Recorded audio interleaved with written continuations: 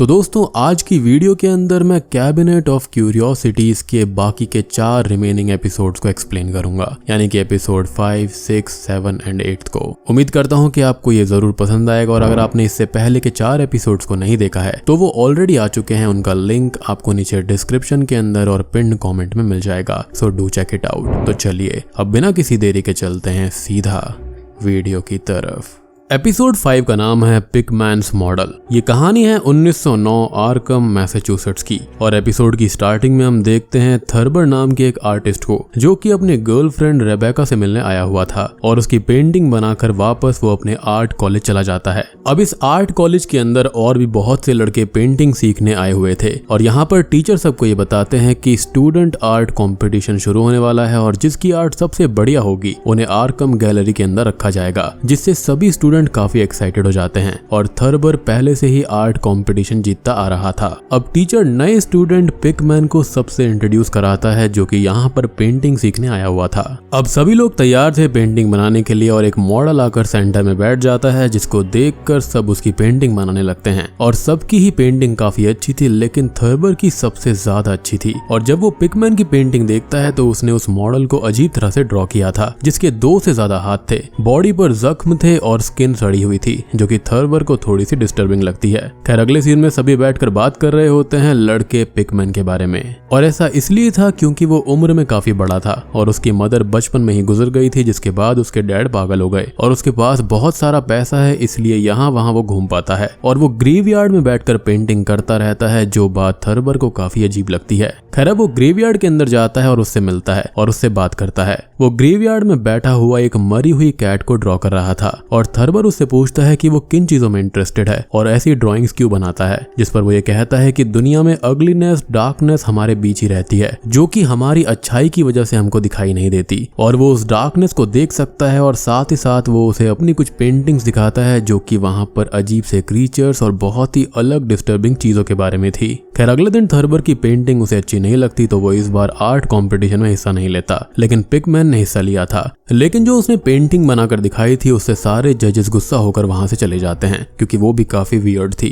खैर थर्बर अब उससे बात करने जाता है तो पिकमैन उससे ये बोलता है कि ये जगह उसके और उसकी आर्ट के लायक नहीं है क्योंकि उसे यहाँ पर कोई भी आर्ट नहीं सिखा पाएगा। अब वो थर्बर को अपनी और आर्ट दिखाने के लिए अपने साथ रूम में ले जाता है और यहाँ पर उसे वो अपनी और पेंटिंग्स दिखाता है जिसमें ढेर सारे क्रीचर्स थे, मॉन्स्टर थे और ये सीरीज HP लवक्राफ्ट के मॉन्स्टर के ऊपर बेस्ड है। तो ये मॉन्स्टर वही सब है, साथ ही कुछ पेंटिंग डेथ, कैनिबलिज्म और विचेस के ऊपर भी थी। वो थर्बर को ये बताता है कि उसकी फैमिली इंग्लैंड में बहुत टाइम से रह रही है और वो भी विच ट्रायल्स होने से पहले से, और उसकी मदर उसको उन विचेस की कहानियां सुनाया करती थी जहां पर उसकी ग्रेट ग्रैंड मदर की भी एक ग्रेट ग्रैंड मदर थी जो कि एक विच हुआ करती थी जिनको जिंदा जला दिया गया था। और उनके बारे में ये कहा जाता है कि वो एक सॉर्सरर थी जिसने अपने ही हस्बैंड को एक राइट के दौरान मार दिया था और उनका मीट अपने कवन के मेंबर्स को खाने को दिया था, जो कि काफी ज्यादा डिस्टर्बिंग है। अब वो इस चीज की पेंटिंग दिखाता है जो कि देखने पर थर्बर को बिल्कुल लाइव लगती है और उसे कुछ अजीब सी आवाजें आने लगती हैं, जिसके बारे में पिकमैन ये बताता है कि उसे ये सब दिखता है, ये आवाजें सुनाई देती हैं और अब तक थर्बर की हालत काफी खराब हो गई थी तो वहां से वो चला जाता है। यानी कि ये पेंटिंग्स और ये आदमी काफी ज्यादा मिस्टीरियस था।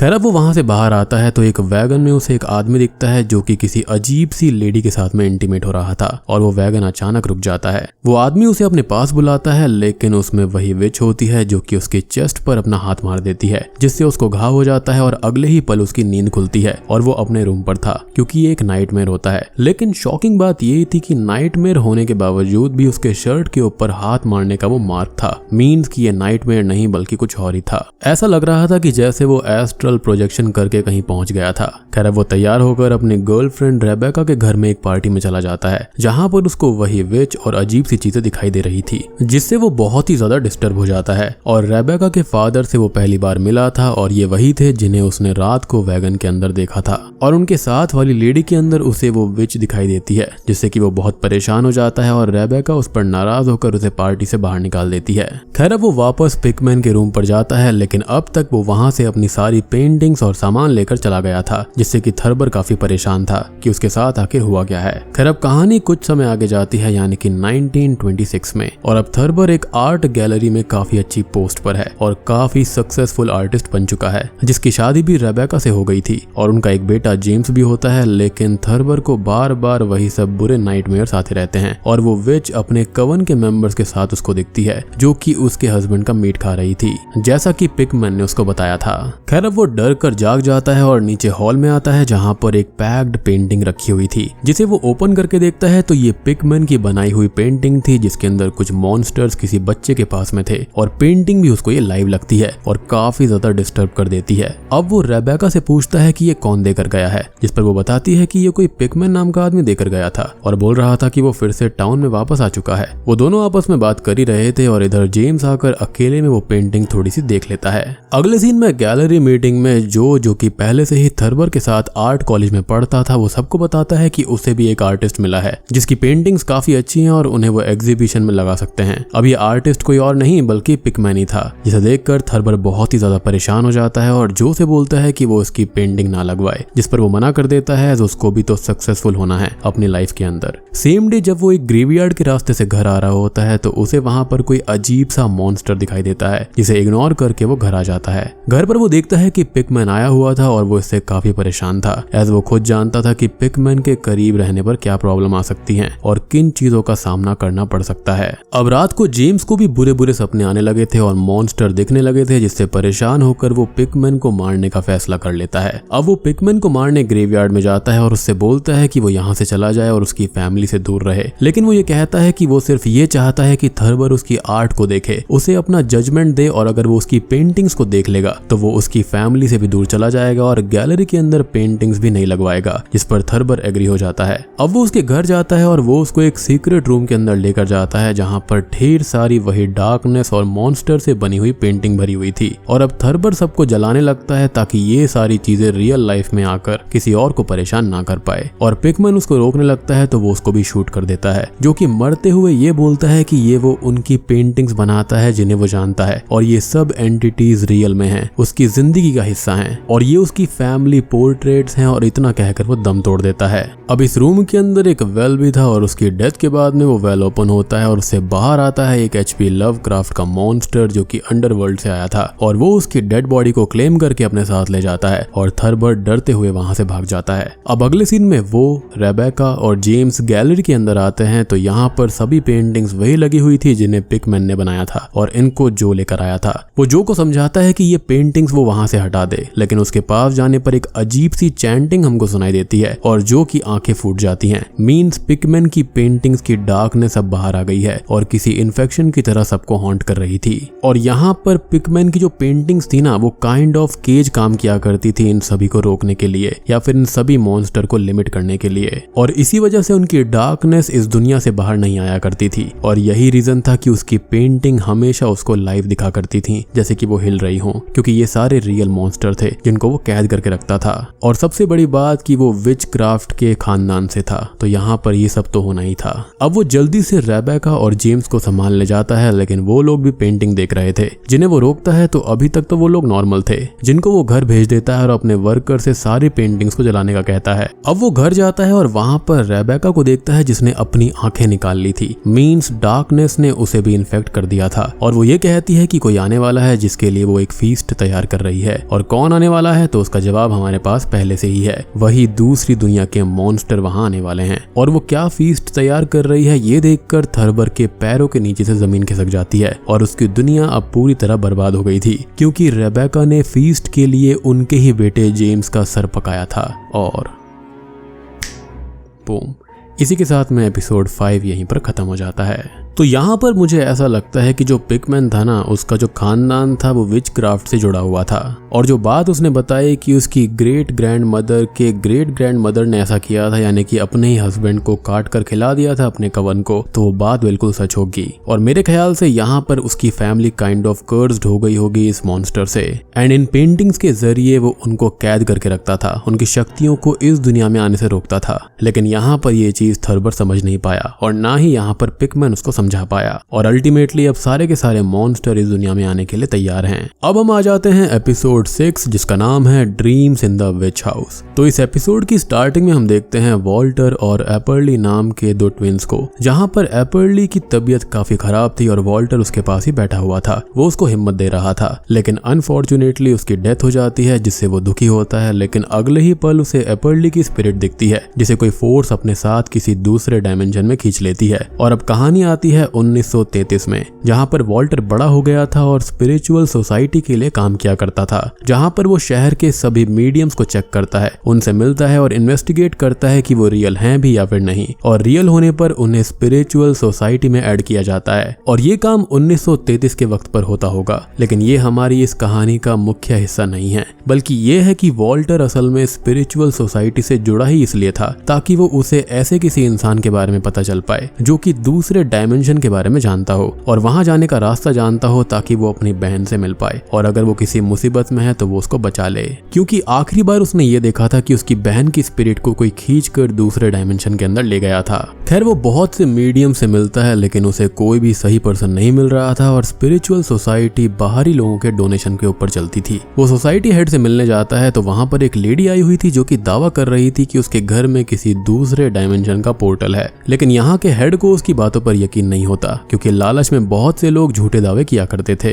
अब वो वॉल्टर से बात करते हैं जो बताता है कि कुछ नए और रियल मीडियम्स के बारे में पता चला है, लेकिन हेड उसको वहां से जाने से मना कर देते हैं। ऐसी सभी चीजें डोनेशन के ऊपर चल रही थी और अब उनकी फंडिंग्स काफी कम हो गई थी, जिससे वॉल्टर की फील्ड ट्रिप्स भी रोक दी गई हैं और मीडियम से मिलने के लिए और उसे अपना खर्चा चलाने के लिए एक बार में काम करना पड़ता था। अब बार में उसे एक आदमी दूसरे डायमेंशन के बारे में बात करता हुआ मिलता है, जिससे वो बात करता है और उसे अपना कंसर्न बताता है और बोलता है कि वो सिर्फ अपनी बहन से मिलना चाहता है जो कि दूसरे डायमेंशन में फंस गई थी, जिस पर वो कहता है कि वो भटकती हुई स्पिरिट्स का जंगल है और वो खुद भी वहां पर गया हुआ है, जिस पर वॉल्टर उससे वहां जाने के लिए हेल्प मांगता है। वो आदमी उसे अपनी ट्राइब के बेस के ऊपर ले जाता है और कैक्टस के फ्लावर से बनी हुई एक ड्रिंक पीने के लिए देता है, जिससे वो उस डायमेंशन में जा सकता था। लेकिन उसको एक चीज याद रखनी होगी कि वहां पर किसी भी चीज को छेड़ना नहीं है क्योंकि ये काफी डेंजरस हो सकता है। और ये ड्रिंक भी वो तभी पिए जब वो हर हालत में अपनी बहन से मिलना चाहता हो, जिस पर वो एग्री हो जाता है। यानी कि ये चीज खाली उस डायमेंशन में जाने के लिए और अपनी बहन से मिलने के लिए थी, ना कि किसी चीज में छेड़छाड़ करने के लिए। खैर वो ड्रिंक पीता है और अगले ही पल वो रूम में खुद को अकेला पाता है और उसके पास ही वो दूसरे डायमेंशन का पोर्टल ओपन हो गया था। मुझे ऐसा लगता है कि ये जो ड्रिंक है वो एस्ट्रल प्रोजेक्शन में हेल्प करती है। खैर वो पोर्टल के अंदर जाता है और उस डायमेंशन में पहुंच जाता है जहां पर वो स्पिरिट फंसी हुई थी जो कि हेवन तक नहीं जा पा रही थी, और उसे अपनी बहन एपर्ली भी मिल जाती है जो कि उससे बोलती है कि वो अब अपनी डेथ को समझ चुकी है और अब सब उसके लिए ठीक हो गया है।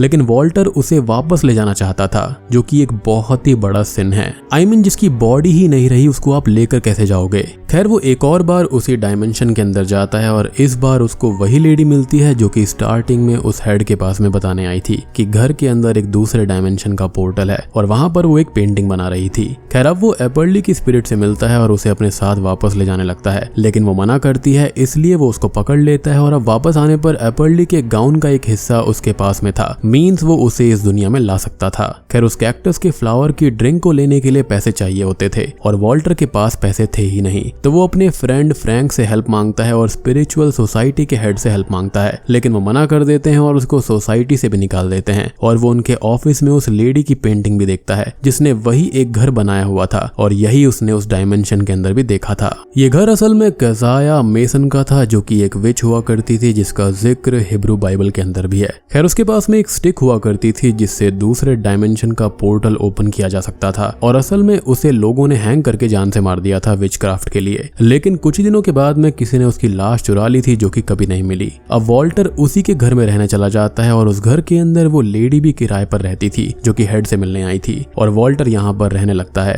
और हम घर के अंदर एक ह्यूमनॉइड रैट को भी घूमता हुआ देख पाते हैं जो कि कज़ाया का ही था। और क्या ऐसा हो सकता है कि स्टार्टिंग वाली कहानी यानी कि ग्रेवयार्ड रैट्स के अंदर यही था, यहाँ पर एक अच्छा रेफरेंस दिया गया है मेरे हिसाब से। खैर अब रात को वॉल्टर के पास में कजाया का गोस्ट आता है और उसे कुछ समझाता है। साथ ही साथ वो रैट ये बोलता है कि वॉल्टर उन लोगों की की है, जिसका मीनिंग हमको थोड़ी देर में पता चल जाएगा। खैर जागने पर वॉल्टर उस वॉल को देखता है जहाँ पर कजाया कुछ इशारा कर रही थी, यानी कि उसकी स्पिरिट, और उसको पता चलता है कि ट्विंस उस डायमेंशन की होते हैं और इसलिए ही वो वहां पर जा पा रहा था। वो अगले सीन में एपर्ली को लेने जाता है, लेकिन कजाया उनके पीछे पड़ जाती है और वॉल्टर को पकड़ लेती है, लेकिन एपर्ली उसे खींचकर वापस रियल वर्ल्ड में ले जाती है। हालांकि वो स्पिरिट फॉर्म में ही यहाँ पर आ गई थी। अब उन दोनों को ही हलचल सुनाई देती है क्योंकि कजाया भी इधर तक आ चुकी थी, जो कि सदियों से उस डायमेंशन के अंदर कैद थी, और उनका पीछा वो करने लगती है। वो लोग उसी लेडी के पास हेल्प मांगने जाते हैं और वो एपर्ली को देखते ही बोलती है कि ये वॉल्टर ने ठीक नहीं किया, क्योंकि उसका मरना तय था और वो इसको नहीं टाल सकता। और वो और कजाया एक सर्कल में है और वहीं वॉल्टर दूसरे सर्कल में, और इस दुनिया में किसी भी स्पिरिट को लाने के बाद में किसी जिंदा इंसान का मरना जरूरी है, क्योंकि उसी की बॉडी के अंदर वो जा सकते हैं। और कजाया उसको मार कर यहाँ पर आना चाहती है और सुबह तक वो उसको मार भी देगी, और ऐसे ही पेंटिंग भी उस लेडी ने बनाई थी, क्योंकि ये सब बातें उसे उस घर में रहते हुए कजाया से ही पता चली थी। सिंपल सी बात है कि यहाँ पर वॉल्टर ने बहुत ही अजीब सी दुनिया को छेड़ दिया था। इनफैक्ट उस आदमी ने जिसने उसको ड्रिंक दी थी, उसने उसको ये भी कहा था कि दूसरे डायमेंशन में जाकर उसे किसी भी चीज के साथ में छेड़छाड़ नहीं करनी है, क्योंकि उसका अंजाम काफी बुरा हो सकता है, जो कि होने भी वाला था। खैर अब वो लोग बचने के लिए चर्च के अंदर जाते हैं और वॉल्टर फ्रैंक को भी बुला लेता है, लेकिन यहाँ पर उन्हें कोई भी फायदा नहीं होता, क्योंकि कजाया उसको क्लेम करने आ चुकी थी और उसे लेकर वो उसी घर में चली जाती है जहाँ पर वो उसे उस स्टिक से मारने वाली थी। लेकिन एपर्ली की स्पिरिट उसे ही उस स्टिक से स्टैब कर देती है और उसकी स्पिरिट को तबाह कर देती है, और वो खत्म भी हो जाती है, जिसके साथ ही एपर्ली का डेथ को लेकर डर खत्म हो गया था, तो वो भी अब हेवन के अंदर जा सकती थी। खैर अब हम उसी रैट को देखते हैं जो कि वहीं पर घूम रहा था, और ये सीन यहीं पर शिफ्ट हो जाता है। अब तक फ्रैंक और वो लेडी भी घर पर आ चुके थे और वॉल्टर को संभालते हैं, लेकिन उन्हें एटिक से कुछ आवाजें आती हैं, जिसे वो चेक करने जाते हैं तो वहां पर कजाया और उस रैट की डेड बॉडी पड़ी हुई थी, जिन्हें यहाँ पर किसी ने छुपाया था, और वो भी इसलिए ताकि वो वापस जिंदा हो पाए। लेकिन अब कजाया की स्पिरिट तो खत्म हो चुकी थी। लेकिन इसका क्या मतलब हो सकता है? तो हम ये देखते हैं कि वॉल्टर जिसको होश आता है वो तड़पने लगता है, और उसके अंदर से बाहर आता है वही रैट जिसने उसको क्लेम कर लिया था। जी हाँ, और सूरज अब सनराइज होता है, मीन्स जो उस पेंटिंग में वॉल्टर का फेट लिखा हुआ था वो सब कुछ सच साबित हो जाता है कि सुबह होने से पहले वो मारा जाएगा, और अब वो मारा गया था। यानी कि वो रैट जो था ना, वो स्पिरिट थी उस रैट की। ये दोनों ही यहाँ पर जिंदा होना चाहते थे, लेकिन कजाया की स्पिरिट खत्म हो गई। उसकी बहन ने उसको बचाया, लेकिन रैट ने यहाँ पर वॉल्टर की बॉडी को क्लेम कर लिया, और अब वॉल्टर की बॉडी को उस रैट ने ले लिया था, जिसके साथ अब वो पूरी जिंदगी इसी शैतानी चीज के साथ में जिएगा। और बूम, इसी के साथ में एपिसोड 6 का यहाँ पर अंत हो जाता है। एपिसोड 7 का नाम है द व्यूइंग। एपिसोड की स्टार्टिंग में हम देखते हैं कुछ लोगों को जिनको एक खास इनविटेशन से कहीं पर बुलाया गया था, और बुलाने वाले का नाम होता है लायनल लेसेटर, जो कि एक काफी अमीर और पावरफुल पर्सन है, जिसके बारे में हमको आगे पता चलेगा। खैर अब जब वो सब एक जगह आकर इकट्ठे होते हैं तो उनको हेक्टर नाम का एक आदमी पिक करता है और अपने बॉस के पास ले जाने लगता है। अब ये जो लोग थे वो अपनी अपनी फील्ड्स में काफी परफेक्ट या फिर काफी अच्छा काम करने वाले लोग थे, जिसके अंदर होता है रैंडल एक म्यूजिक प्रोड्यूसर और आर्टिस्ट, शार्लेट जो कि एक एस्ट्रोफिजिसिस्ट होती है, गाय लैंडन एक नोवेलिस्ट होता है, और ट्रैग एक साइकिक, और ये सारे के सारे लोग अपनी अपने फील्ड्स में काइंड ऑफ बेस्ट होते हैं। अब हम लायनल को देखते हैं, जिसको उसकी प्राइवेट फिजिशियन डॉक्टर जहरा उसे कोई इंजेक्शन दे रही थी, जिससे उसकी बॉडी में थोड़े से चेंजेस होते हैं, और ये इंजेक्शन यंग रखने वाले या फिर बॉडी पावर बढ़ाने वाले इंजेक्शन होंगे, जो कि अमीर इंसान खुद को यंग और फिट रखने के लिए यूज करते रहते हैं। खैर अब कुछ ही देर के बाद में वो सब यहाँ पर आ जाते हैं, और लायनल का घर काफी सुंदर था और काफी अलग तरह से बना हुआ था, और वो भी एक रिमोट एरिया के अंदर था, जिसके आसपास कोई और बिल्डिंग वगैरह नहीं थी, और ये शहर से काफी दूर भी था। वो लोग आकर अपनी अपनी जगह पर बैठते हैं, और उनकी सीट पर पहले से ही उनकी फेवरेट ड्रिंक्स वगैरह रखी हुई थी, जो कि उन्हें काफी अजीब लगता है, किसी को इतनी गहरी बात कैसे पता हो सकती है। खैर अब लेसेटर वहां पर आकर बैठ जाता है और वो उनसे बातें करने लगता है। उनको एक बहुत ही पुरानी ड्रिंक भी सर्व करता है। वो सबके बारे में बताने लगता है कि वो लोग किस किस काम में एक्सपर्ट्स हैं और अपने अपनी फील्ड में वो कितना अच्छा और रेवोल्यूशनरी काम कर रहे हैं। वो उन लोगों को वीड स्मोक करने को भी देता है और साथ ही साथ प्राइवेटली बनाई हुई कोकीन सर्व करता है, जिसमें जहरा उसका खुद का बनाया हुआ कोई पाउडर मिक्स करती है और बोलती है कि ये चीज उनके दिमाग का अच्छा यूज करने में हेल्प करेगी, वो भी बिना किसी एंग्जाइटी और घबराहट को कॉज करे हुए। यहाँ पर थोड़ी बहुत और बात होती है जहाँ पर हमको ये पता चलता है कि लैसेटर को जिस इंसान की जरूरत होती है वो उसको खरीद लेता है, चाहे छोटे मोटे काम के लिए हो या फिर किसी बड़े काम के लिए। और सबसे बड़ी बात कि वो इंसान की कीमत लगाकर उसको हमेशा के लिए खरीद लेता है, अपने पास रख लेता है। और ये उस पर्सन के लिए अच्छा भी हो सकता है लेकिन बुरा भी, क्योंकि उसकी फ्रीडम एक तरह से छिन जाती है। उसके पास में बस दौलत और पावर ही रह जाती है। और यहाँ पर वो रैंडल को भी ऐसे ही ऑफर देने वाला था, लेकिन साथ ही साथ हम ये भी देख पाते हैं कि हेक्टर को उसने ऐसे ही अपने पास रखा था, जिसे अपना काम करना पसंद तक नहीं होता। यानी कि इन लोगों को जिसने पिकअप किया था उसको भी इसने खरीद लिया था।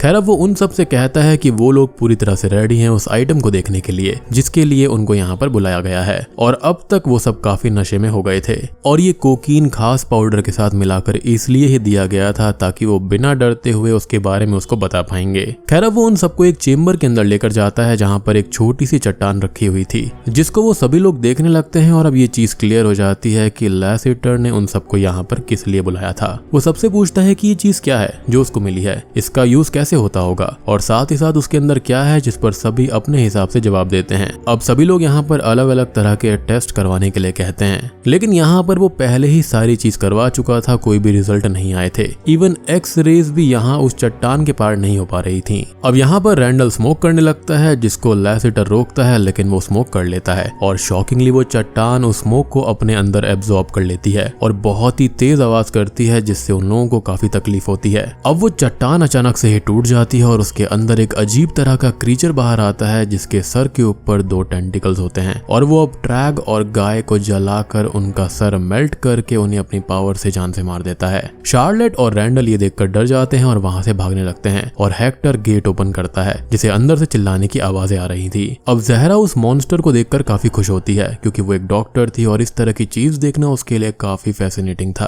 अब वो उसको टच करके देखने लगती है, लेकिन वो उसका चेहरा भी मेल्ट करके उसे जान से मार देता है। और अब वो मॉन्स्टर पिघल कर जमीन पर आता है और लायनल लैसेटर के पास आने लगता है, जिसे वो किसी पैरासाइट की तरह जकड़ लेता है और उसकी बॉडी को अपना बना लेता है। मीन्स अब ये पूरा मॉन्स्टर है और लायनल अंदर से मारा जा चुका है। हेक्टर अब आकर उसे मारने की कोशिश करता है, लेकिन वो उसको भी जलाकर राख कर देता है और वहां से बाहर निकल जाता है। फाइनल सीन में हम देखते हैं कि रैंडल और शार्लेट जो बच गए थे, लेकिन इधर वो मॉन्स्टर शहर तक पहुंच चुका था और वहां की इलेक्ट्रिसिटी को अपने काबू में लेने लगता है। यानी कि उसका जो प्राइमरी ट्रेट है वो यहाँ पर इलेक्ट्रिसिटी है और उसी से वो जलाकर सबको मार रहा था, जिसका सिंपल सा मतलब ये है कि जो शिकारी था वो शिकार खुद बन चुका है। जैसे कि यहाँ पर जो लायनल था वो बाकी लोगों को अपने अधीन कर लेता था, लेकिन अब वो यहाँ पर खुद ही शिकार हो चुका है। और इस मॉन्स्टर का बाहर आने का सिंपल सा मतलब है कि अब पूरी दुनिया का बुरा वक्त आ चुका है। और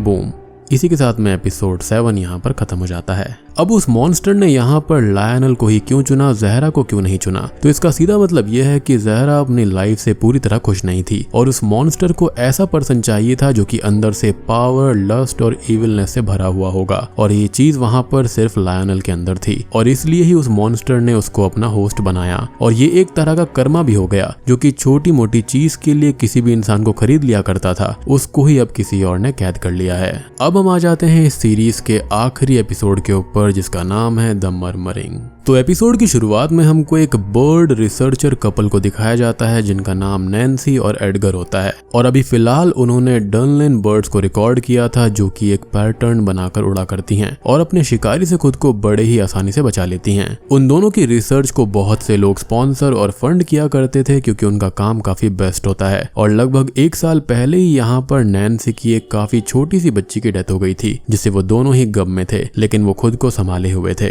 अब उन दोनों को बर्ड्स के ऊपर आगे रिसर्च करने के लिए एक रिमोट जगह पर भेजा जाता है, जहां पर उन्हें एक काफी पुराना घर दिया गया था, जहां पर लगभग पिछले 30 साल से कोई भी नहीं रह रहा था। और केयरटेकर बताता है कि उसके मालिक ने इसे गवर्नमेंट को बेच दिया था, क्योंकि वैसे भी ये घर इस इलाके में एक अकेला ही घर था। अब केयरटेकर उनको यहाँ पर छोड़कर वापस चला जाता है और वो लोग अपने काम पर लग जाते हैं। अब यहाँ पर वो डनलिन बर्ड्स की वीडियो और मर्मरिंग को रिकॉर्ड करते हैं, ताकि बाद में वो इसको अपनी रिसर्च में इस्तेमाल कर पाएंगे कि ये बर्ड्स क्या करती हैं, कैसे करती हैं और उनका बिहेवियर कैसा रहता है। अब कुछ दिन तक सब कुछ सही चलता रहता है, लेकिन धीरे धीरे नैन्सी को इस घर से कुछ अजीब सी आवाजें आने लगती हैं, जिन पर शुरू में तो वो ध्यान नहीं देती। लेकिन एक दिन वो लोग जब सो रहे होते हैं तो नैन्सी का रिकॉर्डर अपने आप ऑन हो जाता है, जिसे वो बंद करके वापस सो जाती है। जिसके बाद में कुछ वॉइसेस को एग्जामिन वो कर रही होती है, लेकिन उसे घर में फुट स्टेप्स की आवाज आने लगती है, जिनसे वो थोड़ी सी परेशान हो जाती है। लेकिन तब तक एडगर भी घर पर आ गया था, तो उसको ये लगता है कि ये शायद उसके चलने की आवाज होगी।